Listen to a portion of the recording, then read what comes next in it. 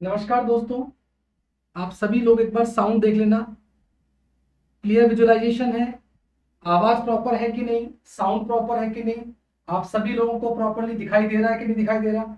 आज हम स्टार्ट करने वाले हैं एक इम्पोर्टेंट जो एग्जाम है, और वो सिर्फ एमपी का नहीं है। वो तो सिर्फ एक नाम दिया है एमपीसीएचओ, बट आप लोग जानते हैं कि 27 तारीख को एमपीसीएचओ है, 11 तारीख को पंजाब सीएचओ है, 11 जुलाई को। उसके बाद यूपी सीएचओ की भी 2800 वैकेंसी आई है। और भी जो रिलेटेड एग्जाम्स होते हैं, इवन मैं आपको कहूँ कि जो एनएचएम के एग्जाम्स हैं, क्योंकि मेरा मोटिव यहाँ पर कोई पर्टिकुलर क्वेश्चन कराना नहीं है। मेरा मोटिव सिर्फ इतना सा है कि आप लोगों को 2 दिन में 1.5 आवर की क्लास आज होगी और कल होगी। इन 2 दिन में मैक्सिमम टॉपिक्स जो इंपॉर्टेंट है वो आपको कवर करा सके। मैं फटाफट आप लोगों का जिनका नाम मेरे सामने आ रहा है उनको एक बार विश करना चाहूंगा, और उसके बाद मैं क्लास स्टार्ट करूंगा। और उसके बाद शायद मुझे मौका नहीं मिलेगा कि मैं आपसे बात कर सकूं या आपके मैसेज पढ़ सकूं।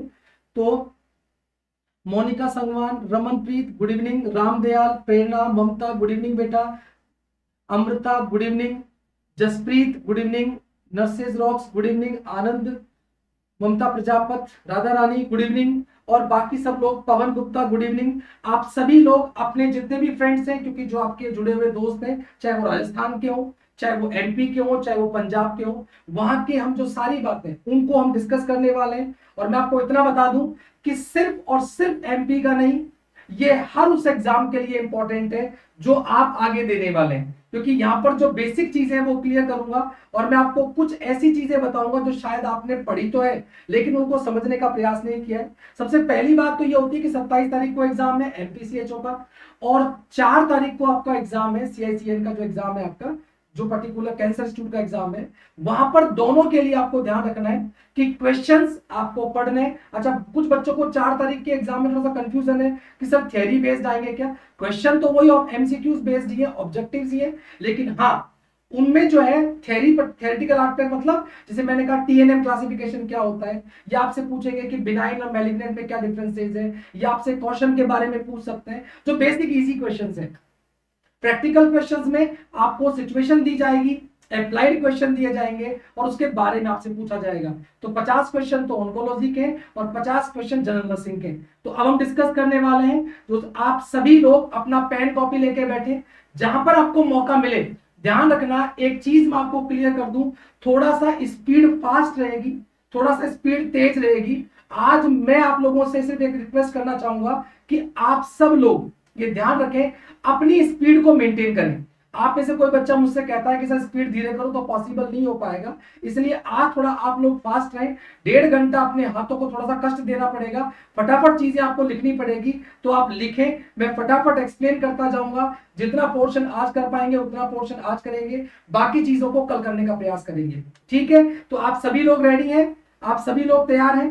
अच्छा, ये बात ध्यान रखें। दूसरी बात कि जो भी सीएचओ बेस्ड एग्जाम होता है उसमें क्वेश्चन बहुत सिंपल आते हैं, बट कई बार क्या होता है कि ऑप्शंस में डिफरेंसेस बहुत कम होते हैं, और हम उन डिफरेंसेस की वजह से गलती कर देते हैं। तो यहां पर उन पर्टिकुलर पॉइंट्स को भी हम कैरी करेंगे। जैसे करंट स्टेटस से बहुत पूछी जाती है, करंट क्या सिनेरियो है उस स्टेट का, चाहे वो पंजाब हो चाहे एमपी हो। जब बाद में क्लास और रिकॉर्ड करेंगे तो यूपीसीएचओ का स्टार्ट करेंगे, लेकिन जो स्टेटिस्टिक्स है वो भी मैं कुछ आपसे डिस्कस करूंगा आज, और कुछ ऐसी चीजें जो जनरल है, जो कॉमन चीज है, वो भी आपसे डिस्कस की जाएगी। ठीक है? तो आप सभी लोग, सबको सुनाई दे रही है आवाज? ठीक है, आप सभी लोगों को क्लियरली, मेरे हिसाब से सबको आवाज आ रही होगी, क्लियर दिखाई दे रहा है सबको? चलिए ठीक है, अब मैं स्टार्ट कर रहा हूं। पहली बात तो ये हमारा कोर्स है जो हमने सब्जेक्ट वाइज स्टार्ट कर दिया है। बहुत दिनों से बच्चे बोल रहे थे, तो सब्जेक्ट वाइज हमने पैटर्न स्टार्ट कर दिया है। फंडामेंटल ऑफ नर्सिंग का अलग कोर्स है, साइकेट्री का अलग कोर्स है, ओबीजी का लेना चाहते हैं उसका अलग कोर्स है, आप कम्युनिटी मैनेजमेंट रिसर्च का लेना चाहते हैं उसका अलग कोर्स है। तो जब भी आप ऐप पे सर्च करेंगे तो आपको मिलेगा। स्टार्ट। अब हम बात कर रहे हैं, आप सभी लोग तैयार हो जाइए और फटाफट रेडी हो जाइए उस चीज के लिए। सबसे पहली चीज, सबसे बेसिक चीज जो स्टार्ट करने जा रहे हैं, अपने सारे फ्रेंड्स जो भी हैं उनको प्लीज शेयर कर दीजिए। जितने बच्चे आ सकते हैं देख सकते हैं, क्योंकि ये क्लास लाइव ही है। इसके बाद ये क्लास आपके पास मौजूद नहीं रहेगी, डेफिनेटली इसको हाइड किया जाएगा। तो जो बच्चे अभी 1.5 घंटा, हाँ ये जरूर है कि आपका 1.5 घंटा पूरा यूटिलाइज होगा। मैं आपको एश्योर करता हूं कि आपका जो 1.5 घंटा है वो पूरी तरह से यूटिलाइज होगा, उसमें कहीं कोई प्रॉब्लम नहीं आएगी। आप लोगों का पूरा जो कहते हैं ना कि टाइम यूटिलाइजेशन यहां पर होगा। चलिए ठीक है, आप सब लोग देखिए फटाफट। सबसे पहली चीज, सबसे इंपॉर्टेंट पॉइंट सबसे पहले लिया है मैंने, और मैं आपको बता दूं कि वो इंपॉर्टेंट पॉइंट आपका क्या है, तो आप बोलेंगे वो इंपॉर्टेंट पॉइंट है हमारा स्टैटिस्टिक्स। देखिए गौर से देखिए, मैंने आपके सामने जो रखा है it is the latest statistics. ध्यान रखिए ये आपकी लेटेस्ट स्टैटिस्टिक्स है जो आपको याद रखनी है। हम जब भी बात करते हैं तो कलेक्शन ऑफ वाइटल स्टैटिस्टिक्स में एक तो आप पढ़ते हैं सेंसस और दूसरा पढ़ते हैं एसआरएस। यहां पर जो आंकड़े आपको मिलेंगे वो सेंसस के नहीं होंगे, क्योंकि सेंसस 2011 में हुआ है, अब इसके बाद 2021 में होगा सेंसस। तो सेंसस के आंकड़े आपको नहीं दे सकते, क्योंकि ये आंकड़े तो 9 साल 10 साल पुराने हो चुके हैं। हम बात करेंगे लेटेस्ट आंकड़ों की, जो लेटेस्ट आंकड़े उनकी बात करेंगे, और लेटेस्ट आंकड़े हमको किससे मिलेंगे? एसआरएस से, जो 2015-17 का एसआरएस है, जहां पर जिसको पब्लिश किया गया 2019 में। तो ध्यान रखना, मैं जो आपको आंकड़े दिखा रहा हूं ये लेटेस्ट 2019-20 के आंकड़े हैं जो आपको एग्जाम में लिखकर आने हैं, और इसके हिसाब से आपको लिखना है। सबसे पहली बात है बर्थ रेट। क्वेश्चन आपसे पूछा जाता है बर्थ रेट इंडिया की एट प्रेजेंट कितनी है, तो ध्यान रखिए वर्तमान में जो भारत की बर्थ रेट है वो 20 है, जबकि आप इससे लास्ट ईयर की बात करते 2016-18 की बात करते तो वहां पे आपको 20.2 मिलती।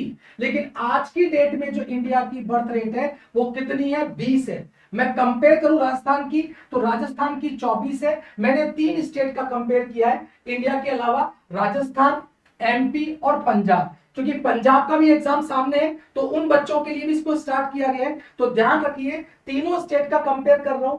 बर्थ रेट इंडिया की एट प्रेजेंट 20 है, राजस्थान की 24 है, एमपी की 24.6 है, और आपके पंजाब की बर्थ रेट 14.9 है। तो इन तीनों स्टेट में सबसे कम किसकी है? पंजाब की है, 14.9। सेकंड जो फिगर है वो डेथ रेट का है। डेथ रेट जो आज की डेट में इंडिया की है वो है 6.3। आप ये समझ लीजिए कि आप ग्रोथ रेट निकाल सकते हैं कि 20.2 तो पैदा हो रहे हैं और 6.3 जो है वो डेथ हो रही है। तो पॉपुलेशन लगातार बढ़ रही है। सेकेंड थिंग, राजस्थान की बात करोगे तो राजस्थान में आपको जो आज की डेट में डेथ रेट है वो 6 है, जबकि एमपी की 6.8 है। और यहां पर मैं बात करूं पंजाब की, तो पंजाब की डेथ रेट ज्यादा है। तो हेल्थ सर्विसेज के मामले में राजस्थान थोड़ा बेटर है, क्योंकि यहां पर डेथ रेट थोड़ी कम है। मैं आईएमआर की बात कर रहा हूं, आज की डेट में आईएमआर जो है वो 32 पर 1000 लाइव बर्थ। ये फिगर मैंने इसलिए लिखा है क्योंकि क्वेश्चन पूछा जाता है IMR is calculated on, IMR किस पे कैलकुलेट की जाती है? तो आपका जवाब होगा बच्चों पर 1000 लाइव बर्थ। किस पे कैलकुलेट की जाती है? पर 1000 लाइव बर्थ। जबकि राजस्थान की जो आज की डेट में आईएमआर है वो कितनी है? 38। 38 बच्चे, यदि 1000 बच्चे पैदा होते हैं तो 38 बच्चे अपनी लाइफ के पहले साल में मर जाते हैं। यदि यही चीज मैं एमपी की बात करूं तो एमपी की जो आईएमआर है वो बहुत ज्यादा है, 48। लास्ट ईयर 47 थी, अब बढ़ गई है, अब 48 हो गई है। तो यहां पर जो डेथ रेट है एमपी की आईएमआर जो है वो बढ़ती जा रही है, 48 हो गई है। जबकि पंजाब में ये आंकड़ा बहुत कम है, 21 पर 1000 लाइव बर्थ, 21 प्रति 1000 बच्चों पर बच्चे मरते हैं। इसका मतलब थोड़ा सा स्टैटिस्टिक्स यहाँ पर ठीक है। एमएमआर की बात करोगे, मैटरनल मोर्टेलिटी रेशियो, तो इंडिया की आज की डेट में कितनी है? 113। जबकि आपने 2016 के आंकड़े पढ़े होंगे तब आपको मिली होगी 167। 2016 में इंडिया की एमएमआर 167 थी, अब कितनी है? 113। याद रखिए ये जो पर्टिकुलर सेंटेंस है ये भी याद रखना है, पर लाख लाइव बर्थ, ये आपको ध्यान रखना है, पर लाख लाइव बर्थ मतलब 1 लाख जीवित बच्चों पर 113 महिलाएं या तो प्रेगनेंसी में या प्रेगनेंसी के बाद जो 42 दिन का समय होता है उसमें उसकी डेथ हो जाती है। तो इसका मतलब एमएमआर इज कैलकुलेटेड ऑन पर लाख लाइव बर्थ। यहां पे ध्यान रखिए इसका प्रेगनेंसी से या महिलाओं से कोई संबंध नहीं है। तीसरी बात, नेक्स्ट थिंग, राजस्थान की एमएमआर देखिए बहुत ज्यादा है, 164, और यहां पर आप देखिए एमपी की तो 173। मतलब एमएमआर जो है वो बहुत ज्यादा है इन दोनों स्टेट्स की। देखिए 164, 173, जबकि पंजाब में केवल कितनी है 122। तो पंजाब की एमएमआर कम है और यहां पर जो है आप लोग इसका स्क्रीनशॉट ले सकते हैं चाहे तो। जो सेक्स रेशियो इंडिया का है वो 943 है। आप कंफ्यूज होते हैं, यदि मैं आपसे 2018 के आंकड़े की बात करूंगा तो यहाँ पे 943 मिलेगा, लेकिन अब 943 नहीं है, अब कितना है 940 है, 940 है, जबकि राजस्थान की 926 है, एमपी की 930 है और यहां पर पंजाब का 886 है। यहां पर पंजाब इस आंकड़े में बहुत पीछे है, मतलब सेक्स रेशियो पंजाब का बहुत खराब है, 886 ये उसका सेक्स रेशियो है। तो मेरा कहने का मतलब मोटे रूप से आप समझ सकते हैं कि ये जो लेटेस्ट मैंने आंकड़े बताए हैं, सबसे पहली शुरुआत ही मैंने इस चीज से की है कि आपको ये ध्यान रखना है कि जो लेटेस्ट आंकड़े हैं वो आपको याद होने चाहिए। ठीक है, आप सभी लोग अपने फ्रेंड्स को जो शेयर कर रहे हैं उनको कहिए कि वो लाइक भी करें और सब्सक्राइब भी करें। जितने लोग इसको सुन रहे हैं प्लीज लाइक करें और सब्सक्राइब करें, अपने बाकी फ्रेंड्स को बताएं, क्योंकि ये क्लास सिर्फ लाइव है, उसके बाद ये क्लास कंटिन्यू नहीं रह पाएगी। आप सभी लोग सुनते जाएं और ये पर्टिकुलर फिगर आपको याद रखने हैं। There is no need to explain, but ये फिगर आपको याद रखने, मैं गारंटी देता हूं कम से कम 2 से 3 क्वेश्चन, 2 to 3 क्वेश्चन आपको इसमें से मिलने वाले हैं। 2 से 3 क्वेश्चन आपके पास आएंगे, चाहे वो आईएमआर का है, चाहे वो एमएमआर का है, चाहे वो बर्थ रेट का है, चाहे वो डेथ रेट का है, डेफिनेटली ये क्वेश्चंस आएंगे। तो याद रखिए अगला क्वेश्चन किस पार्ट में से आएगा वो समझ लीजिए। अब यहां पर सिर्फ मैं एमपी की बात कर रहा हूं, क्योंकि जब मैं पंजाब की बात करूंगा, मतलब नेक्स्ट जो क्लास पंजाब के लूंगा उसमें पंजाब की बात करेंगे, उसके बाद जब यूपी की लूंगा तो यूपी की बात करेंगे। आज की क्लास में सिर्फ एमपी की बात कर रहे हैं। आपसे ये पूछा जाए what is the population of MP, तो यहाँ पर 2 चीजें, एक तो आज का आंकड़ा, आज मतलब टुडे इज द डेट, आज की डेट क्या है, तो आप कहेंगे आज की डेट है 25 जून 2021। तो यदि मैं आज की पॉपुलेशन की बात करता हूं तो आपकी आज की पॉपुलेशन है 86 मिलियन। कितनी है 86 मिलियन, यहां पर ध्यान रखिए। लेकिन आपको एग्जाम में जो आंकड़े दिए जाएंगे वो एसआरएस के आंकड़ों के बेसिस पे पूछा जाएगा, और इसीलिए आपका आंसर क्या आएगा 84.5 मिलियन। ये पर्टिकुलर पूरा फिगर है जो एग्जैक्ट फिगर है। जो फिगर आपको ध्यान रखना है, जो फिगर आपको बताना है एग्जाम में, वो आपका है 84.5 मिलियन। यहां पर देख लीजिए, आप इसको कैलकुलेट करना चाहे तो ऐसे करें, इकाई, दाई, सैकड़ा, हजार, 10,000, लाख, 10 लाख, करोड़, 8 करोड़ 45 लाख 16,795 ये पॉपुलेशन है एमपी की। ध्यान रखना एमपी की लिटरेसी रेट कितनी है। मैं जो बातें आपको बोल रहा हूं ठीक है, वो चीजें हम समझते हैं, जो बच्चे राजस्थान के हैं उनके काम की नहीं है, बट जो एमपी का एग्जाम दे रहे हैं डेफिनेटली उनके लिए बहुत काम का है। समझ लीजिए 70.6% यहां पर लिटरेसी रेट है। नंबर ऑफ डिस्ट्रिक्ट 52 है, ध्यान रखना यहाँ पे 52 डिस्ट्रिक्ट है, 52 districts are present in the MP. और यहाँ पर जो स्क्वायर किलोमीटर एरिया है वो है 3,08,000। ये सेकंड लार्जेस्ट स्टेट है, इंडिया का सेकंड लार्जेस्ट स्टेट है। तो आप सभी लोगों से पूछना चाहूंगा कि what is the largest, first number पे कौन है, यदि सेकंड पे ये है तो फर्स्ट में एरिया के हिसाब से कौन सा स्टेट है, फर्स्ट नंबर पे कौन सा स्टेट है। तो बिल्कुल आप लोगों का सोचना सही है, फर्स्ट नंबर पे हम हैं राजस्थान। फर्स्ट नंबर पे कौन है, हम लोग हैं राजस्थान। स्टेट जो आप उसके एरिया की बात करेंगे तो सबसे पहले नंबर पे राजस्थान है और सेकंड नंबर पे एमपी है। और एमपी की जो एरिया है वो 3,08,000 जो पर्टिकुलर स्क्वायर किलोमीटर एरिया उसका रेंज, उसका एरिया है। हाईएस्ट पॉपुलेशन कहां पर है, आप कहेंगे इंदौर में है, और इंदौर की पॉपुलेशन है 4.512 मिलियन। इंदौर के बारे में क्वेश्चन पूछा जाए कि सबसे ज्यादा पॉपुलेशन कहां पर है, इंदौर में, और मैं आपको बता दूं Indore is located at the middle of India, बिल्कुल भारत के बीच में है, मिडल ऑफ इंडिया। और इसको मिनी बॉम्बे भी कहा जाता है, इसे क्या कहा जाता है, मिनी बॉम्बे। ये सबसे ज्यादा डेवलप्ड डिस्ट्रिक्ट है एमपी का, जिसकी पॉपुलेशन 4.512 मिलियन है, और यहां पर सेक्स रेशियो 927 है, जबकि ओवरऑल एमपी का 930 है, जो मैंने आपको एक्सप्लेन किया। लिटरेसी रेट इंदौर की ज्यादा है, लिटरेसी रेट इंदौर की ज्यादा है 80.63, जबकि यहां पर 70.63, तो लगभग 10% लिटरेसी रेट ज्यादा है। एट प्रेजेंट जो गवर्नर है वो आनंदी बेन पटेल है। श्रीमती आनंदी पटेल बेन पटेल जो मैडम है, ये पहले आपको पता था चीफ मिनिस्टर थी गुजरात की। Shrimati Anandi Ben Patel is the current governor of the particular MP and the current CM. Chief minister जो है वो कौन है? शिवराज सिंह चौहान। श्री शिवराज सिंह जी चौहान से पहले जो वहां पे जो सीएम थे वो आप सभी लोगों को पता है, श्री कमलनाथ। कौन थे? श्री कमलनाथ। ठीक है, तो यहां पर ध्यान रखिए, आपको आज की डेट का पूछा जाएगा और ये दोनों चीजें आपको पता होनी चाहिए कि who is the governor and who is the chief minister. Chief minister कौन है और गवर्नर कौन है, ये आपको पता होना चाहिए। तो ये जो बेसिक कुछ चीजें एमपी के बारे में, वो सबसे पहले मैंने आपको एक्सप्लेन की है, क्योंकि एमपी के रिलेटेड जब क्वेश्चन आते हैं, जब एग्जाम ही एमपी सीएचओ का है, तो डेफिनेटली कुछ क्वेश्चन जो अभी तक मैंने आपको 2 स्लाइडें दिखाई हैं, आप यकीन मानिए कि कम से कम 4 से 6 क्वेश्चन आपके इन दोनों स्लाइड में से कवर करेंगे, क्योंकि सीएचओ पर्टिकुलर जो सीएचओ का जो पोस्टिंग एरिया होता है वो आप सब लोग जानते हैं कि सीएचओ कहां पे काम करता है। तो आपका जवाब होगा कि सीएचओ के लिए हेल्थ एंड वेलनेस सेंटर क्या बनाया गया है? Health and wellness centre. और हेल्थ एंड वेलनेस सेंटर जो बनाया गया है, या तो ये सब सेंटर को प्रमोट किया गया है या कुछ जगह पीएससी को प्रमोट किया गया है। तो कम्युनिटी हेल्थ ऑफिसर की जो पोस्ट है वो इस पर्टिकुलर सेंटर पे है, और जो भी इस सेंटर पे पोस्टेड है उसको ये पता होना चाहिए कि what is the geographical area. तो ये क्वेश्चंस आपसे पूछे जाएंगे।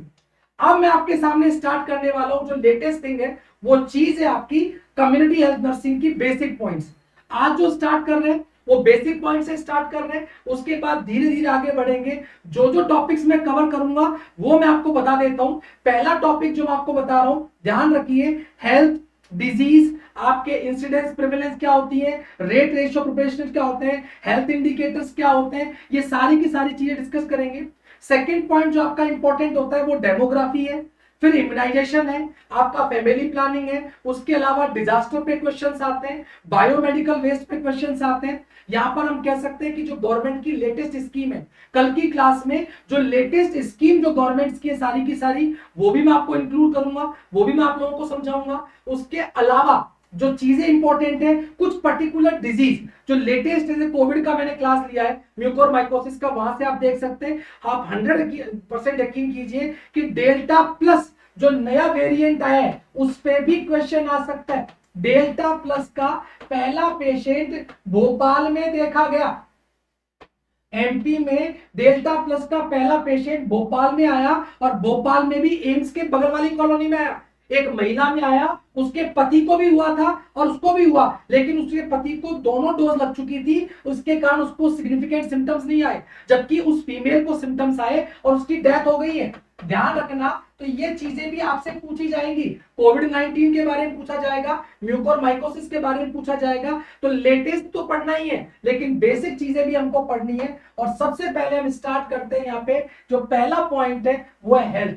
ध्यान रखिए, मैं जो आपको समझा रहा हूं वो कुछ भी स्लाइड पे लिखा हुआ नहीं है, मैं सिर्फ आपको एक्सप्लेन कर रहा हूं। आपको अपनी आंखें, दिमाग सब कुछ खोल के बैठना है, पेन कॉपी लेके बैठना है, और जितना कुछ आप लिख सकते हैं वो लिखिए, आपके बहुत काम का है। सबसे पहले मैं बात करता हूं हेल्थ की। ध्यान रखिए, यहां पर हेल्थ का मतलब क्या है? हेल्थ का मतलब आप सभी लोग जानते थे, पहले था फ्री फ्रॉम सिकनेस। यहां पर जो पहला वर्ड आता था कि फ्री फ्रॉम सिकनेस, कोई बीमारी नहीं है, कोई सिकनेस नहीं है, कोई शरीर में डिजीज नहीं है, डिस्कंफर्ट नहीं है, मतलब मैं हेल्दी हूं। लेकिन जब 7 अप्रैल 1948 को WHO एस्टैब्लिश किया गया, हेडक्वार्टर जिनेवा में है, 7 अप्रैल 1948 को WHO जिसका हेडक्वार्टर जिनेवा में है, उसको एस्टैब्लिश किया गया। तो उसने कहा कि हेल्थ क्या है? उसने कहा health is a state of complete physical, mental and social well-being. Health is a state of complete physical, mental and social well-being. यहां पर ये डेफिनेशन उसने दी और उसने कहा कि साथ में एक और लाइन जोड़ो, और उसने ये कहा health is a state of complete physical, mental and social well-being and not merely an absence of disease or infirmity. Absence of disease और इंफर्मिटी।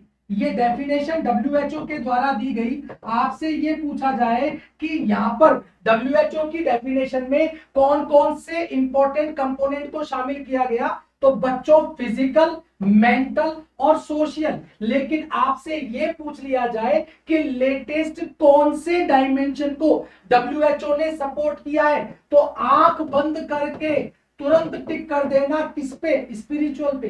डेफिनेशन में शामिल नहीं है लेकिन फिर भी डब्ल्यूएचओ ने स्पिरिचुअल जो डायमेंशन है उसको भी हेल्थ के साथ जोड़ दिया है। क्योंकि जब हम हॉस्पाइस केयर की बात करते हैं, जब हम पैलिएटिव केयर की बात करते हैं, जब हम टर्मिनली इन पेशेंट केयर की बात करते हैं, तो बच्चों डेफिनेटली आपको इस एस्पेक्ट को भी देखना पड़ता है। उसकी स्पिरिचुअल डिमांड्स पूरी करनी पड़ती है, उसके स्पिरिचुअल एस्पेक्ट्स को पूरा करना पड़ता है। और इसीलिए मैंने आपसे कहा कि लेटेस्ट जो एडेड डायमेंशन है वो क्या आएगा, स्पिरिचुअल। ध्यान रखना आप इस बात को। और यहां पर आपसे पूछा जाए तो इसकी डेफिनेशन है।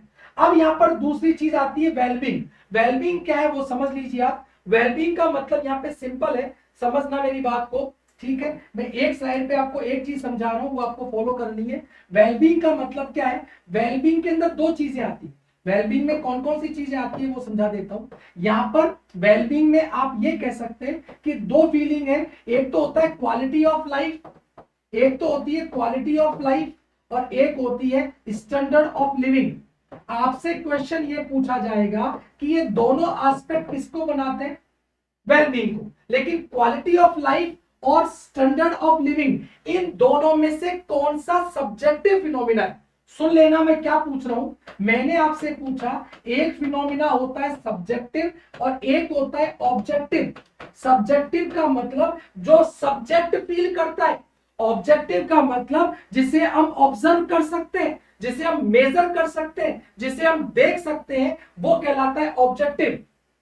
आपसे मैं पूछूंगा कि वेलबींग का कौन सा कंपोनेंट सब्जेक्टिव है और कौन सा ऑब्जेक्टिव है, तो क्वालिटी ऑफ लाइफ जो होती है वो इंसान खुद के मन में रखता है। उसको लगता है कि हाँ मेरी क्वालिटी ऑफ लाइफ बहुत अच्छी है। इंसान से पूछो कैसी जिंदगी है, अरे लाइफ की क्वालिटी मस्त है, मजा आ रहा है, मैं संतुष्ट हूं, ये क्वालिटी ऑफ लाइफ है। लेकिन स्टैंडर्ड ऑफ लिविंग दुनिया किससे देखती है, आप कौन सी गाड़ी में घूम रहे हो, आप कैसे कपड़े पहन रहे हो, आप कहां पे खाना खाते हो, आप किससे बात करते हो, आप कौन से मॉल में शॉपिंग करने जाते हो, आप कौन सा मोबाइल यूज करते हो, एग्जैक्टली इससे आपका स्टैंडर्ड ऑफ लिविंग बनता है। इसका मतलब दुनिया किसको देखती है, ऑब्जेक्टिव फिनोमिना, मतलब स्टैंडर्ड ऑफ लिविंग। तो standard of living is the objective phenomena and the quality of life is the subjective phenomena. मैं अपनी लाइफ के साथ कंफर्ट में हूं, मैं अपनी लाइफ के साथ कंफर्ट फील कर रहा हूं, it is the quality of life. But मेरी लाइफ के अंदर जो चीजें हैं वो लोग कहते हैं कि यार ये अच्छे स्टैंडर्ड की नहीं है, लो स्टैंडर्ड की है, कम पैसे वाला है। इसका मतलब ये लोग ऑब्जर्व कर रहे हैं और वो क्या कहलाएगा, स्टैंडर्ड ऑफ लिविंग। तो ध्यान रखना यहां पर जो वेलबींग वर्ड आपको दिखाया गया था, इस वेलबींग के ऊपर भी क्वेश्चन आ सकता है और वो आपसे एग्जामिनर पूछ सकता है कि वेलबींग किसको दिखा रहा है, तो वेलबींग इन दोनों एस्पेक्ट को दिखा रहा है। ठीक है, अब हम बात करते हैं अगले पार्ट की। नेक्स्ट पार्ट देखिए इसका,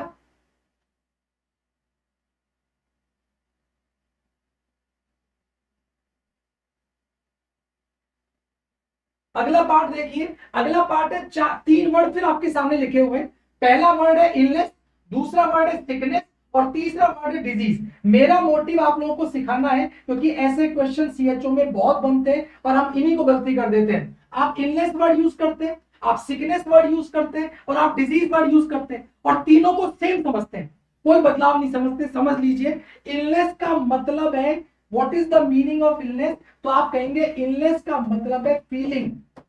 ये आपकी फीलिंग है, मुझे डिस्कंफर्ट फील हो रहा है, मुझे अच्छा नहीं लग रहा है, not feeling well.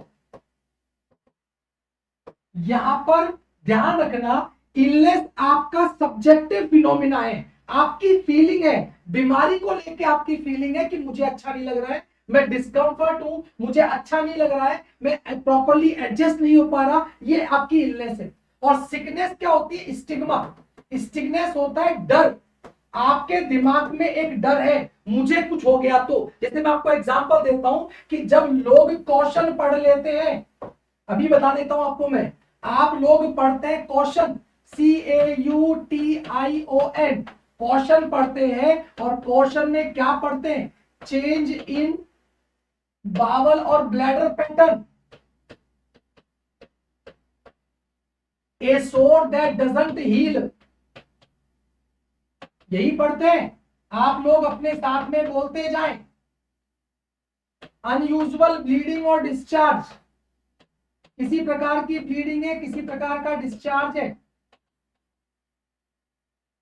Tumour, tenderness, thickening, कोई लंप है, थिकनिंग, इंडाइजेशन, एपच कब्जे, obvious change in what and मोल, बहुत सारे बदलाव आ रहे हैं मस्से में, जो मस्से हैं उनमें बहुत सारे बदलाव आ रहे हैं, कलर चेंज हो गया, साइज बढ़ गई, साइज घट गई, बहुत सारे चेंजेस है, नैगिंग कफ, ये चीजें हम पढ़ लेते हैं। अब क्या कर रहा है इंसान, उसमें से कोई चीज हो गई, बार बार मुंह में छाले हो जाते हैं, बार बार उसको लग रहा है कोई डिस्चार्ज आ रहा है, और वो इसको किससे जोड़ रहा है, कैंसर से। मुझे कैंसर तो नहीं हो गया, स्टिग्मा, मैं मर तो नहीं जाऊंगा, मुझे कुछ और तो नहीं हो जाएगा। एग्जैक्टली मेरा कहने का मतलब यहाँ पर ये है कि ये जो स्टिग्मा है ना, ये स्टिग्मा क्या कहलाती है, सिकनेस। उसके दिमाग में स्टिग्मा है, ये उसकी मेंटल प्रॉब्लम है, हमारे दिमाग में सोच के बैठे हुए हैं। जैसे बहुत सारी प्रॉब्लम्स है, अभी कोविड को लेके लोगों का बहुत सारा जो मेंटल स्टेटस है वो चेंज हुआ है, तो यहां पर हम कह सकते हैं। तीसरी चीज है डिजीज। डिजीज का मतलब क्या होता है, एग्जैक्टली इवेंट, ये आपकी एग्जैक्टली इवेंट है, कंडीशन है। मैं एग्जांपल से समझाता हूं, मैंने 3 चीजें बोल दी आपको। बीमारी होती है, बीमारी की वजह से बॉडी में कोई डिस्कंफर्ट होता है, बॉडी में कोई अनयूजुअल फीलिंग होती है, बॉडी में अचानक से कोई चेंजेस आते हैं, इंसान को ठीक नहीं लग रहा है, किसी से बात करना पसंद नहीं है, किसी के साथ बैठना पसंद नहीं है, ऐसा लग रहा है, इलनेस। उसको लेकर माइंड में स्टिग्मा है, डर है, फियर है, वो क्या चीज कहलाएगी, सिकनेस। या तू तो मेंटली सिक है, अपन बोलते हैं ना, यू आर सिक, आप बीमार है, बीमार मतलब सोच, वह मेंटली सिक है।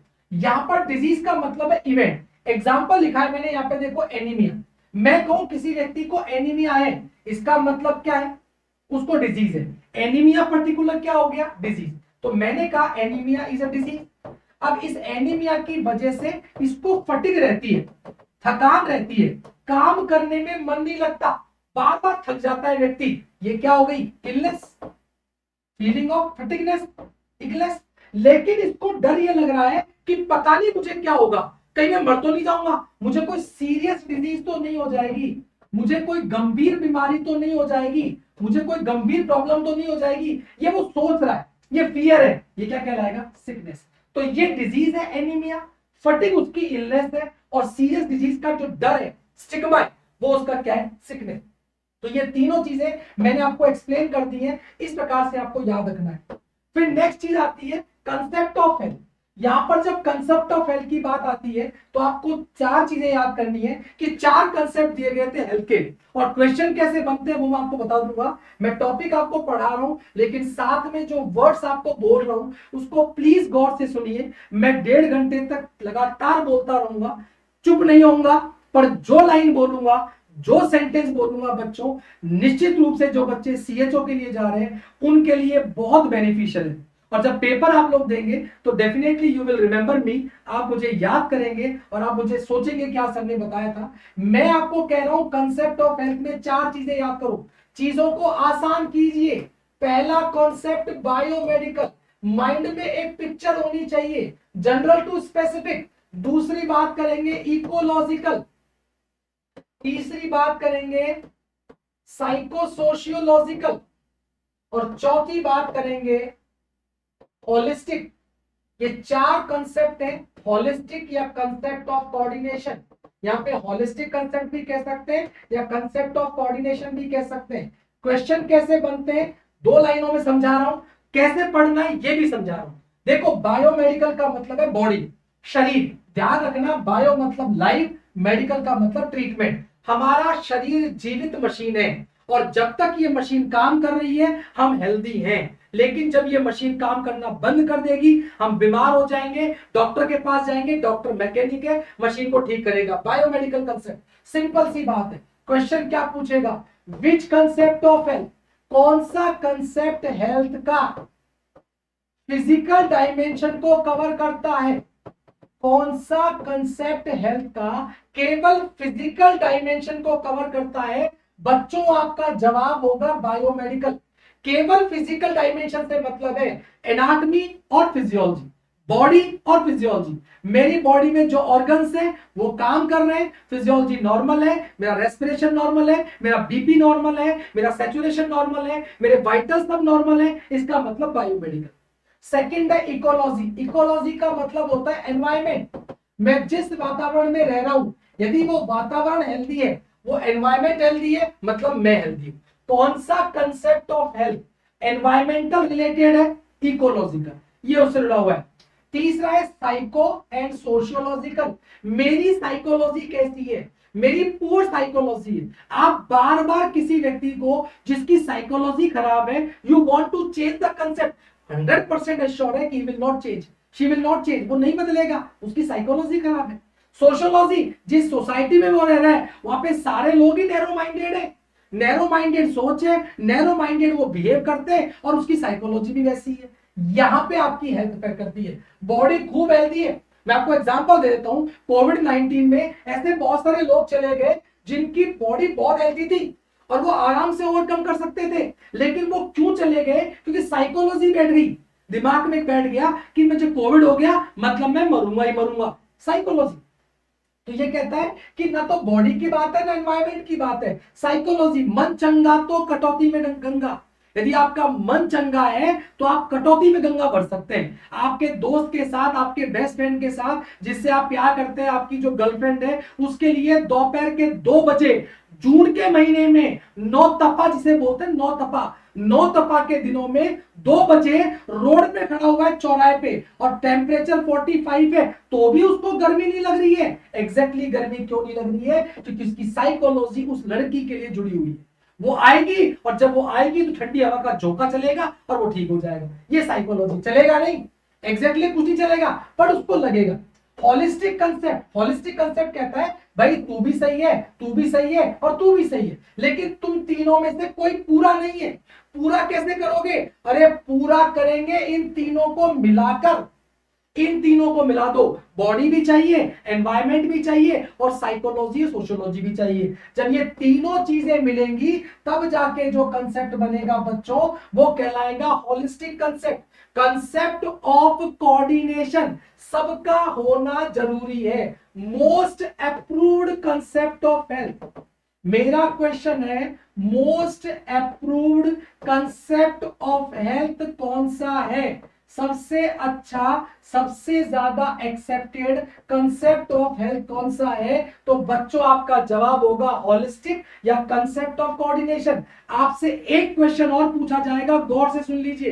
क्वेश्चन आपसे यह पूछा जाएगा कि कंसेप्ट ऑफ वेलबींग किसके द्वारा दिया गया, तो बता चुका हूं कि कंसेप्ट ऑफ वेलबींग किसने दिया, WHO ने। और कंसेप्ट ऑफ वेलबींग कितनी चीजों पर आधारित है, 2 चीजों पर, क्वालिटी ऑफ लाइफ और स्टैंडर्ड ऑफ लिविंग, 2 चीजों पर आधारित है। ये 4 कंसेप्ट हो गए। आ जाइए फटाफट, कंसेप्ट ऑफ डिजीज। अब यहां पर डिजीज कह रही है, हेल्थ की बात तो कर ली, अब मेरी बात करो, what is the meaning of disease, deviation from normal health, deviation from normal physiological और साइकोलॉजिकल हेल्थ। आप किसी व्यक्ति की फिजियोलॉजिकल और साइकोलॉजिकल हेल्थ से दूर जा रहे हैं, इसका मतलब डिजीज की तरफ जा रहे हैं। Health illness continuum, health illness continuum जो होता है उसको समझना यह है कि एक तरफ तो भैया हेल्थ है और एक तरफ आपकी पेशेंट की डेथ है, एक तरफ उसकी वेलनेस है, हाई लेवल ऑफ वेलनेस, क्या बोल सकते हैं इसको, हाई लेवल ऑफ वेलनेस है, और एक तरफ उसकी हाई लेवल ऑफ इलनेस है। इंसान की हेल्थ डायनामिक है, इंसान की हेल्थ कैसी है, डायनामिक। जब बच्चा पैदा होता है और जब तक वो इंसान मरता है, 70 साल, 80 साल, 90 साल, तब तक वो उसके बीच में फ्लक्चुएट करता है, एक जगह फिक्स नहीं रहता है, वो फ्लक्चुएट करता है। कभी हेल्दी हो जाएगा, कभी थोड़ा सा बीमार हो जाएगा, कभी बहुत बीमार हो जाएगा, कभी आईसीयू तक पहुंच जाएगा, वेंटिलेटर तक पहुंच जाएगा, लेकिन वापस लौट के आ जाएगा या वापस इधर चला जाएगा। जो भी है, मतलब इंसान डायनामिक है, बदलता रहता है, चेंज होता रहता है। एग्जैक्टली वो कंसेप्ट ऑफ डिजीज है। यहां पर जब कंसेप्ट ऑफ डिजीज की बात करते हैं तो उसमें कुछ थ्योरीज दी गई है जो मैं आपको समझा रहा हूं, फटाफट समझ लीजिए। यहां पर जो कंसेप्ट ऑफ डिजीज है उसमें सबसे पुरानी थ्योरी जो दी गई थी बच्चों, वो थ्योरी थी आपकी कौन सी, supernatural theory. Supernatural theory को मैं आपसे ये भी कह सकता हूं कि ये डिमोनिक थ्योरी थी, ये पुनिटिव थ्योरी थी। इसका नाम डिमोनिक थ्योरी भी है, पुनिटिव थ्योरी है।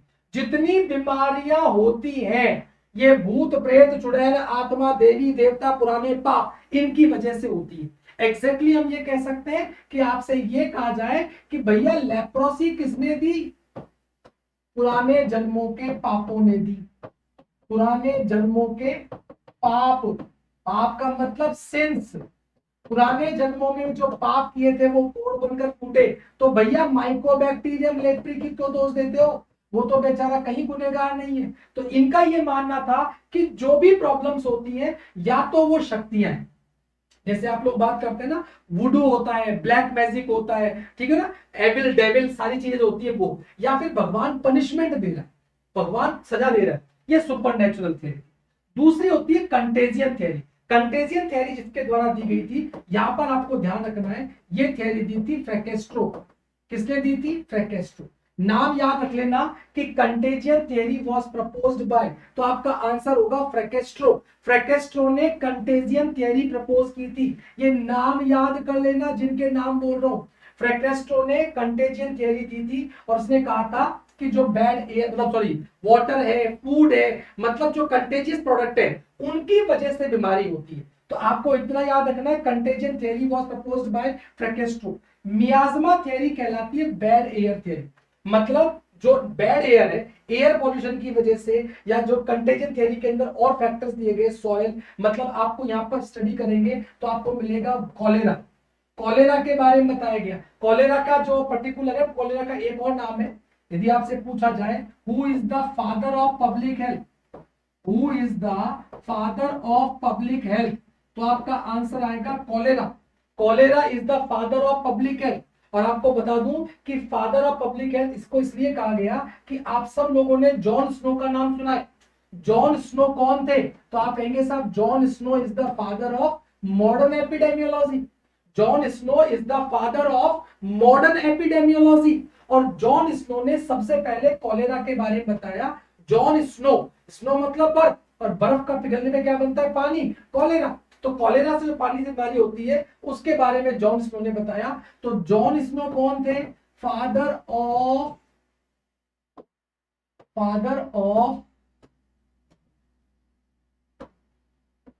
Modern epidemiology, father of modern epidemiology कौन थे, जॉन स्नो।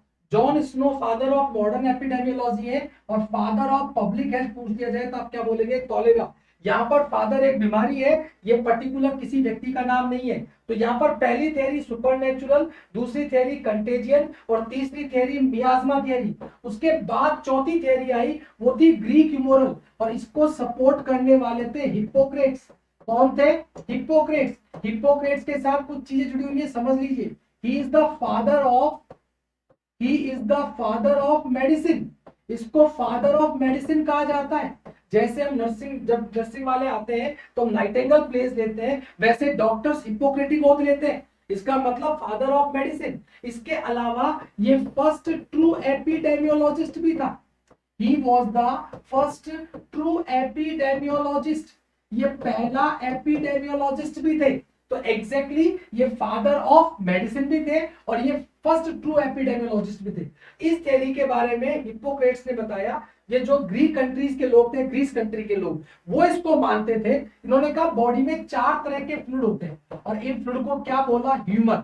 अब मैं आपको बता दूं ये क्वेश्चन कम से कम इन ह्यूमर्स का जो नाम है ये कम से कम 4 से 5 बार एग्जाम में पूछा गया। कौन कौन से फ्लूइड है सुन लीजिए, ब्लड है, प्लेज्म है, ब्लैक बाइल है और येलो बाइल है। ये 4 तरह के फ्लूइड है और ये कहता है कि जब तक ये चारों फ्लूइड बॉडी में बैलेंस में है, संतुलन में है, इसका मतलब व्यक्ति बीमार नहीं होगा। लेकिन जिस दिन ये फ्लूइड का बैलेंस बिगड़ गया, जब ये बैलेंस बिगड़ गया, जब मैं 1 मिनट 2 मिनट आपका देख लिया, चलो आप लोग लिख रहे हैं साथ में, बोलते भी जा रहे हैं WHO cholera father of the true pedology, very good. आप अटेंड रहिए, थोड़ा सा मोटिवेटेड रहिए। मानता हूं कि मैं आज आप लोगों से बात नहीं कर पा रहा हूं, बट फिर भी ये क्लास यूटिलाइज होनी चाहिए। आप लोगों में से जिनका सिलेक्शन हो जाएगा वो ही हमारे लिए क्रेडिट है। मैंने कहा 4 तरह के फ्लूइड है, ब्लड है, प्लेज्म है, ब्लैक बाइल है, येलो बाइल है। चारों फ्लूइड बैलेंस में, मैं हेल्दी हूं। लेकिन जब ये फ्लूइड आपस में बिगड़ना स्टार्ट करते हैं, ये बैलेंस बिगड़ना स्टार्ट करता है, मैं बीमार हो जाता हूं।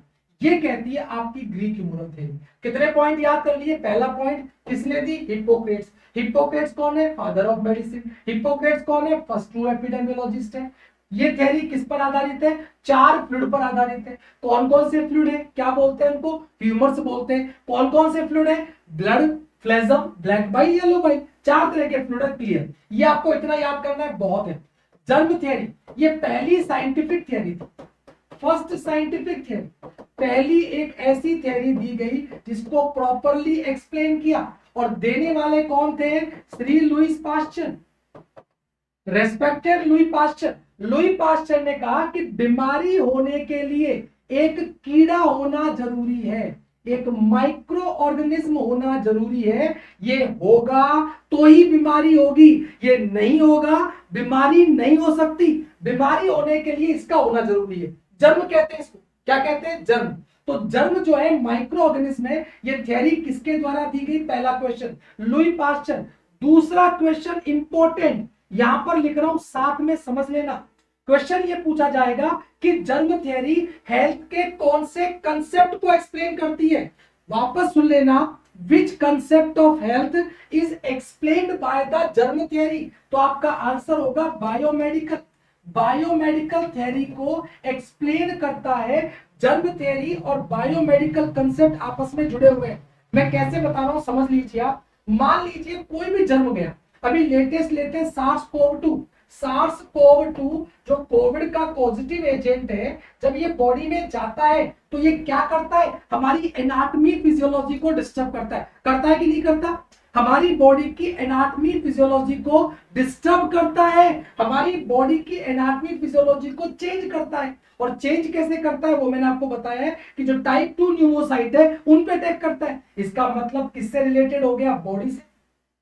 तो बायोमेडिकल कंसेप्ट और जर्म थ्योरी दोनों आपस में इंटर रिलेटेड है। ये भी आपका क्वेश्चन बनता है। तो एक क्वेश्चन तो बनेगा ये, और दूसरा क्वेश्चन बनेगा ये।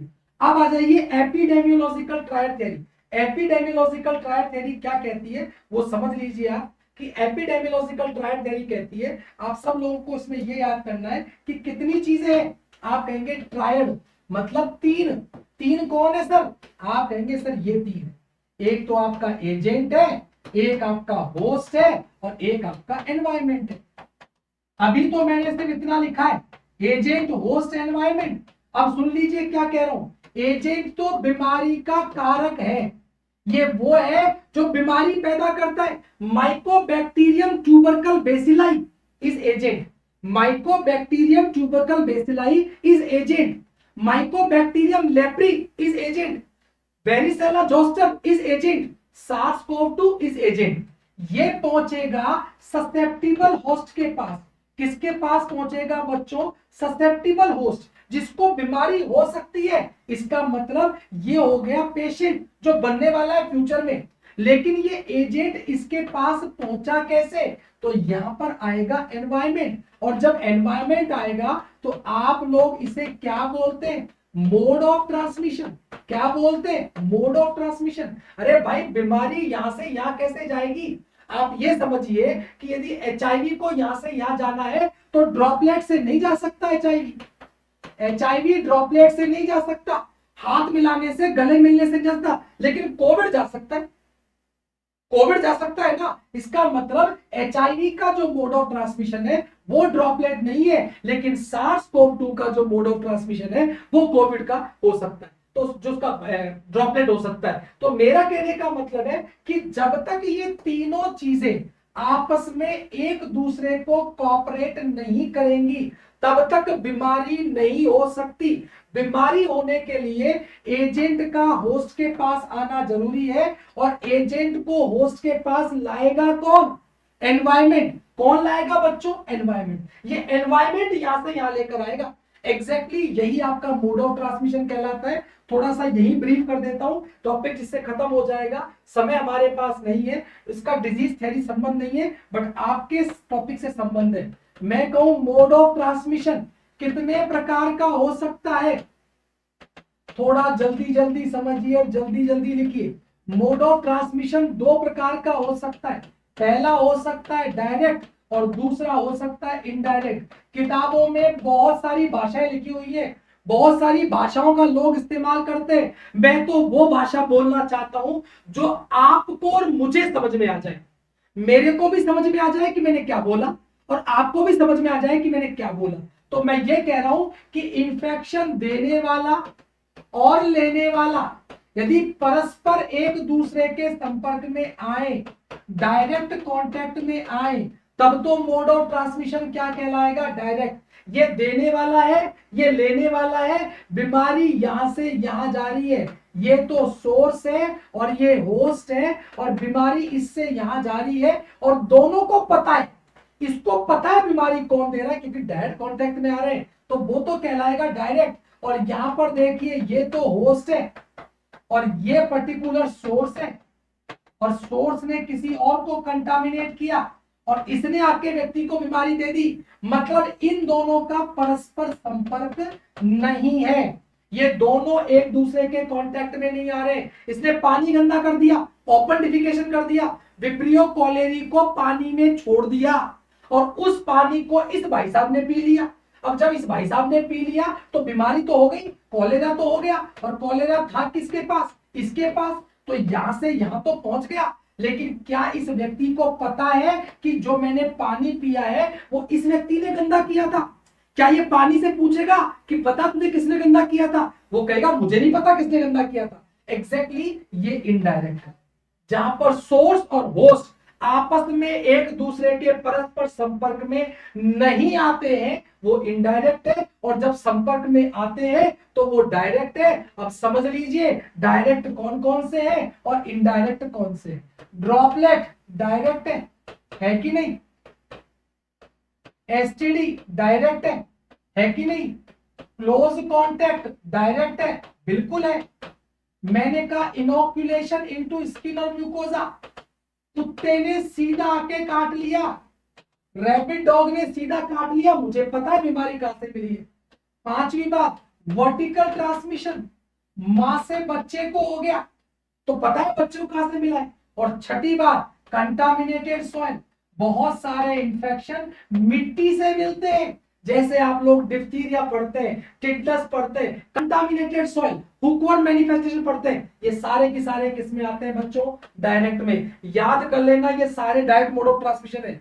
कैसा भी क्वेश्चन पूछ ले, कहीं से भी घुमा ले, ये जहां भी लिखा हुआ आ गया या इनसे संबंधित बीमारी है, आंख बंद करके क्या लिखोगे? डायरेक्ट। लेकिन जब मैं इनडायरेक्ट पे आऊंगा तो ध्यान रखना क्या लिखना है, समझा रहा हूं। इनडायरेक्ट में दो चीजें याद करनी है, वेकल बोन और वेक्टर बोन। वेकल बोन और वेक्टर बोन, वेकल का मतलब हवा हो सकती है, वेकल का मतलब पानी हो सकता है, वेकल का मतलब फूड हो सकता है, वेकल का मतलब फोमाइट हो सकता है, वेकल का मतलब दूध हो सकता है, वेकल का मतलब ब्लड हो सकता है। ये सारे की सारे व्हीकल हैं, साधन है। जैसे आप घर से निकलते हो बाइक पे बैठ के, बाइक आपकी व्हीकल है और उससे आप ट्रेवल करते हो, तो यहां पर भी तो एजेंट भैया इस पे बैठ गया और इसमें बैठ के व्यक्ति के पास पहुंच गया, इसका मतलब ये व्हीकल है। वेक्टर का मतलब है जीवित, जीवित बायोलॉजिकल फैक्टर, जीवित है, आर्थ्रोपोड है, मॉस्किटो है, फ्लाई है, तो पढ़ते ना मच्छर है, मक्खी है, सैंड फ्लाई, आप कहेंगे साहब लीशमनियासिस कालाजार, फाइलेरियासिस क्यूलेक्स है, मलेरिया तो आप कहेंगे फीमेल एनाफिलीज है, डेंगू एडीज है, इसका मतलब ये सब वेक्टर है। तो यहाँ पर वेक्टर जो होते हैं वो हमेशा जीवित प्राणी जीवित होते हैं, चाहे मक्खी हो, मच्छर हो, रोडेंट्स हो, आर्थ्रोपोड्स हो, ये वेक्टर कहलाएंगे। लेकिन यहाँ पर ध्यान रखो, एक मलेरिया के पेशेंट को एक मच्छर ने काटा, फीमेल एनाफिलीज, किसने काटा? फीमेल एनाफिलीज ने, और इस फीमेल एनाफिलीज ने काटा दूसरे व्यक्ति को जाकर, तो मुझे बताइए ये इनडायरेक्ट तो हो गया क्योंकि इससे सीधा नहीं गया ना, लेकिन हुआ किसके थ्रू? वेक्टर के थ्रू। तो वेक्टर का मतलब जीवित और इसका मतलब वेका का मतलब जो आपकी और थिंग्स आती। तो ये मैंने आपको समझा दिया यहाँ पे ब्रीफ। अब आता मल्टी फैक्टोरियल थ्योरी, लिख लीजिए मल्टी फैक्टोरियल थ्योरी किसने दी? आप कहेंगे पैटर्न कॉपर ने। मल्टी फैक्टोरियल थ्योरी किसके द्वारा दी गई? Pattern copper. पैटर्न कॉपर ने दी मल्टी फैक्टोरियल थ्योरी। इसने कहा बहुत सारे फैक्टर्स होते हैं, बीमारी होने के लिए एक फैक्टर नहीं होता, बहुत सारे फैक्टर्स होते हैं, और वो इसने कहा। और वेब ऑफ कॉजेशन थ्योरी जो दी वो दी आपकी मैकमोहन एंड पग। मैकमोहन एंड पग ने ये थ्योरी दी। मैकमोहन और पग ने कहा कि बीमारी होने के लिए कारणों का जाल होता है, कारणों का गुच्छा होता है, हेरिडिटरी फैक्टर्स भी होते हैं, प्रेसिपिटेटिंग फैक्टर भी होते हैं, रिस्क फैक्टर भी होते हैं, प्रीडिस्पोजिंग फैक्टर भी होते हैं, मॉडिफिएबल भी होते हैं, नॉन मॉडिफिएबल भी होते हैं। ये थ्योरी किसने दी? मैकमोहन और पग ने। और मल्टी फैक्टोरियल थ्योरी किसने दी? पैटर्न कॉपर ने। तो यहां तक की बात हो गई डिजीज कंसेप्ट की। आ जाइए नेक्स्ट पॉइंट। अगला है level of prevention, most important topic. Most important topic है level of prevention. Level of prevention पढ़ने के लिए आपको बेसिक चीजों का पता होना चाहिए, यहां पर बेसिक पॉइंट्स आपको पता होना चाहिए, वही मैं आप लोगों को एक्सप्लेन कर रहा हूं। देखिए जब बीमारी होती है, सबसे पहले बीमारी होती है, बीमारी होने की वजह से शरीर में कमी आती है, इंपेयरमेंट आती है, शरीर का कोई ऑर्गन काम करना बंद कर देता है। जब ये बंद कर देता है तो हम रूटीन वर्क नहीं कर पाते, हम जिस काम के लिए एबल थे वो एबल नहीं रह पाते, डिसेबिलिटी आ जाती है। और जब डिसेबिलिटी आ जाती है तो हम फिजिकली, मेंटली, फाइनेंशियली हम हैंडीकैप हो जाते हैं, हम किसी दूसरे पर डिपेंडेंट हो जाते हैं, वो आपकी हैंडीकैप कहलाती है। 4 स्टेज याद रखना। बीमारी का मतलब इवेंट, इंपेयरमेंट का मतलब शरीर में कमी, डिसेबिलिटी का मतलब काम नहीं कर पाना, जो आप पहले कर रहे थे वो काम आप नहीं कर पा रहे। और हैंडीकैप का मतलब है कि फिजिकली, मेंटली, फाइनेंशियली आप किसी दूसरे पर आश्रित हो गए हैं, आप अर्निंग नहीं कर पा रहे, आप अपना खुद का वर्क नहीं कर पा रहे, आप खड़े नहीं हो पा रहे, आप चल नहीं पा रहे। ये सारी की सारी चीजें आपकी किस में आएगी? इसमें आएगी। तो मैं जो समझा रहा हूं समझ लीजिए, एक एक चीजों को समझाऊंगा। मैंने फिर आपको बोला क्योंकि लेवल ऑफ प्रिवेंशन एक ऐसा टॉपिक है जिसको पूरी क्लास चाहिए 1 घंटे की कम से कम, लेकिन यहां पर हमारे पास समय 10 मिनट या 5 मिनट, तो उसके हिसाब से पढ़ रहे, समझ लेना। मैं आपको बहुत सिंपल भाषा में समझाऊंगा और जिससे आपको याद हो जाएगा। मैं आपको जो समझा रहा हूं वो सुनिए। पहली बात, मेरे शरीर में रिस्क फैक्टर नहीं है, मेरे शरीर में रिस्क फैक्टर नहीं है, रिस्क फैक्टर इज एब्सेंट। दूसरी बात, मेरे शरीर में रिस्क फैक्टर तो है लेकिन डिजीज नहीं है, बीमारी नहीं है। तीसरी बात, मेरे शरीर में बीमारी तो है लेकिन अभी प्रोग्रेस नहीं है, इंसिपिएंट, अपनी अर्ली स्टेज पर है, अपनी प्रारंभिक अवस्था पे है। चौथी स्टेज, बीमारी मेरी क्या हो चुकी है? एडवांस्ड हो चुकी है, आगे बढ़ चुकी है। जिस बच्चे को ये 4 लाइनें याद है ना, वो ना तो किसी किताब को रटने की जरूरत है, ना उसे किसी पर्टिकुलर किसी टीचर से समझने की जरूरत है। ये 4 चीजें जिसको समझ में आ गई उसको सब कुछ समझ में आ गया। पहली बात तो शरीर में रिस्क फैक्टर ही नहीं है, कोई प्रॉब्लम नहीं है, मेरी बॉडी में कहीं रिस्क फैक्टर ही नहीं है, मैं शराब ही नहीं पीता हूं, मैं स्मोकिंग ही नहीं करता हूं, तो सिरोसिस कैसे होगा मुझे यदि शराब नहीं पीता हूं तो? एक 10 साल का बच्चा, उसको आप कह रहे हैं कि बेटा सिरोसिस हो जाता है शराब पीने से, अरे भैया वो शराब ही नहीं पीता है, एग्जैक्टली रिस्क फैक्टर नहीं है। और जब रिस्क फैक्टर नहीं है तो उसको रोकना, रिस्क फैक्टर को रोकना, जो नहीं है उसी को तो रोकोगे। मैं जयपुर से जा रहा हूं दिल्ली, अब मेरे को रोकना है तो मुझे जयपुर में रोको, मुझे शाहपुरा रोको, मुझे कोटपुतली रोको, मेरे को जो दारूहेड़ा जाके रोको, या मुझे धौलाकुआं जाके रोको, एग्जैक्टली रोकना। अब रोकना किसी भी लेवल पे हो सकता है, मुझे कहीं भी रोको, मुझे जहां पे रोक दिया वही प्रिवेंशन है। प्रिवेंशन का मतलब ये नहीं होता कि बीमारी ना हो, गलत बात, आप ये बहुत गलत चीज सोचते हैं कि प्रिवेंशन का मतलब होता है बीमारी नहीं होना, बहुत गलत चीज है। एक सेकंड में पानी पी लेता हूं।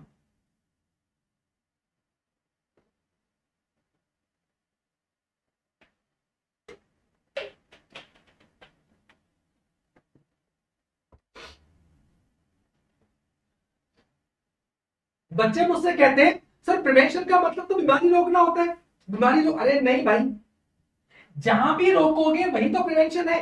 तो मैंने कहा रिस्क फैक्टर नहीं है, रिस्क फैक्टर को होने से रोकना प्रिमोडियल, रिस्क फैक्टर है, बीमारी नहीं है, तो रिस्क फैक्टर होने के बाद बीमारी होने से रोकना प्राइमरी।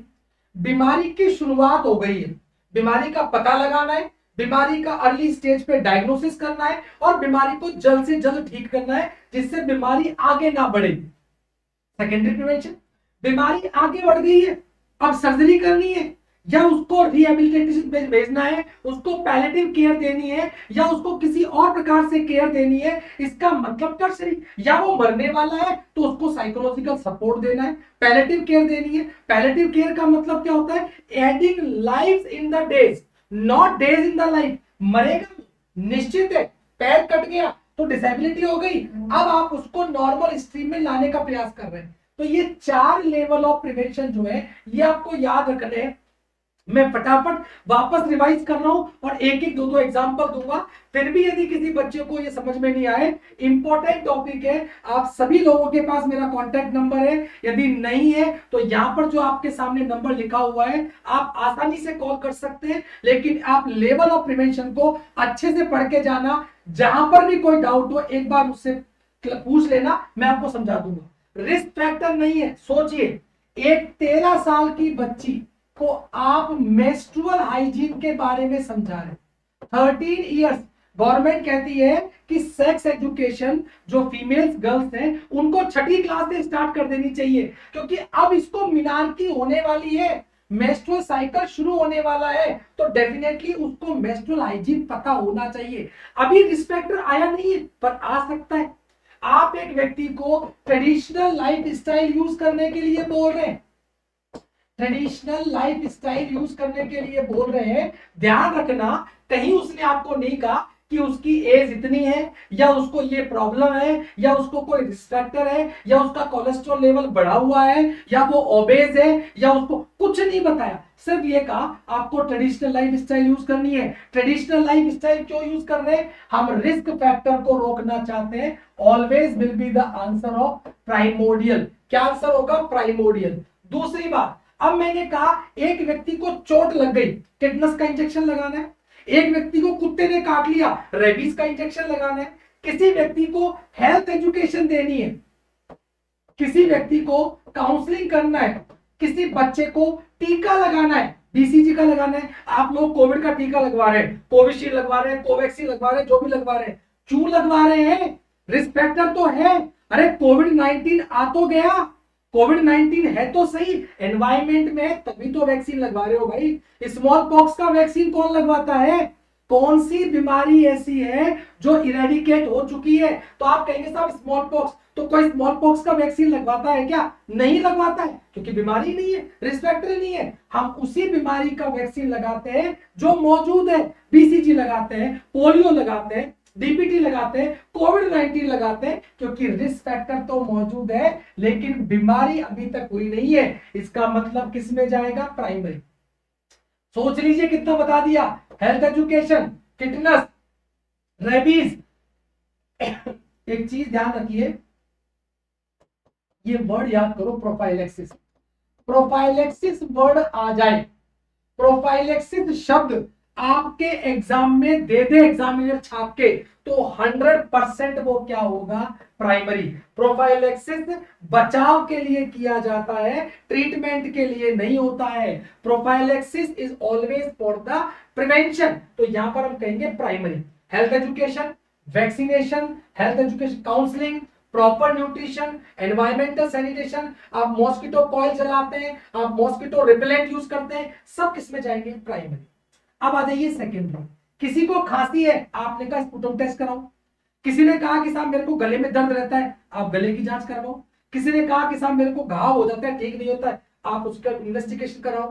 किसी ने कहा ठंड लग के बुखार आता है, आप मलेरिया टेस्ट कराओ। नहीं मालूम रिपोर्ट पॉजिटिव आएगी कि नेगेटिव आएगी, अरे कोविड-19 करवाते नहीं करवाते। मान लीजिए किसी व्यक्ति का मुझे बुखार है, मुझे जुकाम है, सांस लेने में तकलीफ है, तुरंत कहते हैं आरटीपीसीआर करो, गो फॉर आरटीपीसीआर। कोई गारंटी है क्या कि वो कोविड-19 पॉजिटिव आएगा? लेकिन डिजीज शुरू हो चुकी है, कुछ तो अनयूजुअल है। अब यहां पर जो क्वेश्चन आता है वो सुन लीजिए, जो आपको बहुत कंफ्यूज करता है, और कंफ्यूज आपकी गलती से नहीं होते, पुस्तक वाले करते हैं। ब्रेस्ट सेल्फ एग्जामिनेशन किसका एग्जाम्पल है? अरे ब्रेस्ट सेल्फ एग्जामिनेशन चाहे घर पे करो, चाहे क्लिनिक पे करो, चाहे सेल्फ करो, चाहे डॉक्टर की हेल्प से करवाओ, ये हमेशा सेकेंडरी में जाएगा। मोटिव क्या है, क्यों कर रहे हो? अरे भाई ब्रेस्ट सेल्फ एग्जामिनेशन कर रहे हो डायग्नोसिस के लिए, कहीं कोई प्रॉब्लम तो नहीं है। BP monitoring is the example of, definitely secondary में जाएगा। बीपी मॉनिटरिंग डेफिनेटली सेकेंडरी में जाएगा। आप स्कूल हेल्थ चेकअप की बात करते हो, स्कूल हेल्थ चेकअप होना चाहिए, ये भी आपका किस में जाएगा, सेकेंडरी में जाएगा। हेल्थ चेकअप करने से उसकी हेल्थ बढ़ेगी नहीं, हेल्थ चेकअप करने से यदि कोई उसको प्रॉब्लम होगी तो अर्ली स्टेज पर आपको पता लगेगा। ये सारे की सारे जो बोल रहा हूं ना, स्क्रीनिंग गौर से सुन लो और छाप के आना बेहिचक होके एग्जाम में। स्क्रीनिंग लिखा हुआ आ जाए, इन्वेस्टिगेशन लिखा हुआ आ जाए,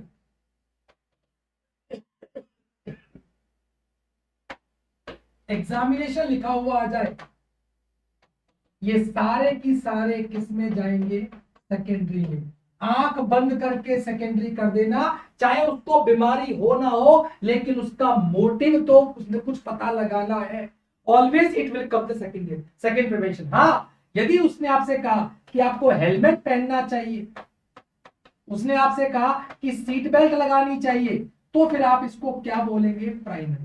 क्योंकि प्राइमरी क्यों है, क्योंकि आप गाड़ी चला रहे हो, इसका मतलब रिस्पेक्टर तो है, लेकिन अभी तक एक्सीडेंट हुआ नहीं है।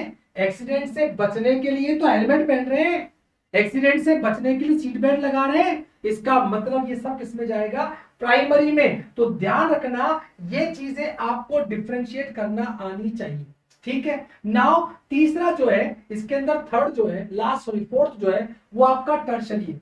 टर्शरी क्या है वो समझ लीजिए, मैं आपको बता देता हूं टर्शरी के बारे में, इसी स्लाइड पे नीचे कर देते हैं। देखिए टर्शरी, टर्शरी का मतलब है बीमारी अपनी एडवांस स्टेज पर चली गई है। अब एडवांस स्टेज पे जाने का मतलब, या तो आप कोई एम्पुटेशन करेंगे, या कोई आप सर्जरी करके किसी पार्ट को निकालेंगे। सर्जरी के मतलब इंटरवेंशन, सर्जिकल इंटरवेंशन को ऐसा करेंगे। लेकिन ध्यान रखना, हर सर्जरी नहीं आती है। Cataract surgery is not the part of tertiary prevention. तो कैटरेक्ट सर्जरी में आंख नहीं निकालते हो, लेकिन हिस्टेक्टमी कर रहे हो तो डेफिनेटली वो क्या है, रिमूवल है। मैस्टेक्टमी कर रहे हो, रिमूवल है। लेग एम्पुटेशन, रिमूवल है, तो वो उसमें जाएगा। कैटरेक्ट हमेशा सेकेंडरी में जाएगा, ध्यान रखना, ठीक है। तो यहां पर या फिर या तो एडवांस हो गया, उसके अलावा रिहेबिलिटेशन आपसे पूछा जाए तो भी आपका किस में जाएगा, टर्शरी में जाएगा, ध्यान रखना, चाहे वो कोई सा भी रिहेबिलिटेशन हो। तीसरी बात, यदि आपसे हॉस्पाइस केयर की बात की जाए, आपसे पैलेटिव केयर की बात की जाए, हॉस्पाइस का मतलब होता है टर्मिनली इल पेशेंट, जो मरने वाला है, इसकी डेथ होने वाली है, उसकी केयर की बात की जाए। या चौथी चीज, कोई क्रॉनिक डिजीज का पेशेंट है, और आप कहें कि रेगुलर मॉनिटरिंग करनी है, जैसे मैं एग्जांपल दे रहा हूं, एक क्रॉनिक डायबिटिक पेशेंट है और क्रॉनिक डायबिटिक पेशेंट को आप ये कह रहे हैं कि आप रेगुलरली अपना ब्लड शुगर टेस्ट करवाएं, रेगुलरली ब्लड शुगर टेस्ट करवाएं। तो ध्यान रखना, इसका मोटिव उस बीमारी का इलाज करना नहीं है, इसका मोटिव किसी प्रकार के डिसेबिलिटी को आगे बढ़ने से रोकना है। तो ये भी किसमें जाएगा? टर्शरी में। मैं सिर्फ ये कह रहा हूं कि आपको इंटरवेंशन जो कर रहे हो ना, जो आप एक्शन कर रहे हो, उसका मोटिव जानना है, उसका उद्देश्य जानना है। फिजियोथेरेपी, बिल्कुल सही पूछा ममता, यदि फिजियोथेरेपी किसी सर्जिकल इंटरवेंशन के बाद आएगी तो हमेशा वो किसमें जाएगी? जैसे मैस्टेक्टमी के बाद हुआ, आप कोई प्रोसीजर के बाद हुआ, या उसने केवल फिजियोथेरेपी लिख दिया, केवल फिजियोथेरेपी लिख दिया, तो आंख बंद करके लिखना टर्शरी। लेकिन उसने साइकोथेरेपी लिख दिया, उसने साइकोथेरेपी लिख दिया, it is the part of treatment, ये ट्रीटमेंट का पार्ट है साइकेट्रिक प्रॉब्लम का, इसीलिए किसमें जाएगी? सेकेंडरी में। मैं बार बार दोहरा रहा हूं, बार बार बोल रहा हूं, मेरे इस गले पर तरस खाओ, साइकोथेरेपी लिखा हुआ है तो ट्रीटमेंट है, सेकेंडरी प्रिवेंशन लिख के आना। फिजियोथेरेपी पूछता है तो टर्शरी प्रिवेंशन है। यदि क्वेश्चन में ऐसा कुछ लिख दे कि आप किसी व्यक्ति को माइनर स्ट्रेन हुआ, स्ट्रेन हुआ, और आप उसको फिजियोथेरेपी के लिए बोल रहे हैं, तो फिर आप उसको क्या लिखेंगे? सेकेंडरी। लेकिन केवल फिजियोथेरेपी बोल रहा है तो फिर आप उसे क्या लिखेंगे? टर्शरी। तो ये लेवल ऑफ प्रिवेंशन के क्वेश्चन जो है वो थोड़े से लैंग्वेज को घुमा के आते हैं, लेकिन हमको भी कस के पकड़ना है, छोड़ना नहीं, ये बात ध्यान रखना, ठीक है? हम कस के पकड़ेंगे और वो कितना भी घुमा ले, हम बिल्कुल सही आंसर लिख कर आएंगे, ये आपके अंदर होना चाहिए। हनुमान जी के पास भी शक्तियां बहुत थी, लेकिन याद कब करवाई? जब जामवंत जी उनको लंका भेजना चाहते थे, उससे पहले हनुमान जी को भी याद नहीं थी। आप सब लोग हनुमान हो, आप सब लोगों के अंदर वो शक्ति है, आप सब लोगों में वो क्वालिटी है कि नॉर्सेट, सीएचओ, सीएनसीएल, जो भी ईएसआईसी, डीएसएसबी कुछ भी आएगा, आप फाइट कर सकते हो। बस अपनी जो इच्छा शक्ति है उसको जगाओ। अब वो उसके लिए जामवंत चाहे मैं बनूं, चाहे कोई और बने, कोई भी जामवंत बने, लेकिन आपके अंदर वो चीज जगनी चाहिए। डिजीज साइकिल कितनी स्टेज? याद रखो फटाफट, 6 स्टेज। डिजीज साइकिल में कितनी स्टेज? 6 स्टेज। फटाफट लिख रहा हूं। पहला इंक्यूबेशन पीरियड, पहली स्टेज कौन सी है बच्चों? Incubation period. दूसरी स्टेज, एक एक लाइन लिखवाऊंगा इसलिए जगह छोड़ रहा हूं। दूसरी स्टेज कौन सी है? Prodromal phase. दूसरी स्टेज कौन सी है? Prodromal phase. तीसरी कौन सी आ गई? फास्टिजियम। फास्टिजियम को एक और नाम से जानते हैं, स्टेज ऑफ इलनेस। कई जगह आपको स्टेज ऑफ इलनेस भी लिखा हुआ मिलेगा। चौथी स्टेज कौन सी है? आप कहेंगे डेफरवेसेंस, चौथी स्टेज है डेफरवेसेंस। पांचवी स्टेज कौन सी है? कॉन्वेल्सेंस। पांचवी स्टेज कौन सी है? कॉन्वेल्सेंस। और लास्ट स्टेज कौन सी है? डिफेक्शन। टोटल 6 स्टेजेस हैं, याद रखना। डिजीज साइकिल की 6 स्टेजेस है, डिजीज साइकिल की टोटल 6 स्टेजेस है जो आपको याद रखनी है। पहली स्टेज है इंक्यूबेशन पीरियड, एंट्री हुई, एजेंट आज घुसा और सिम्टम आए 10 दिन बाद। जब भी कोविड-19 की बात करते हैं तो 2 से 14 दिन लगते हैं सिम्टम आने में।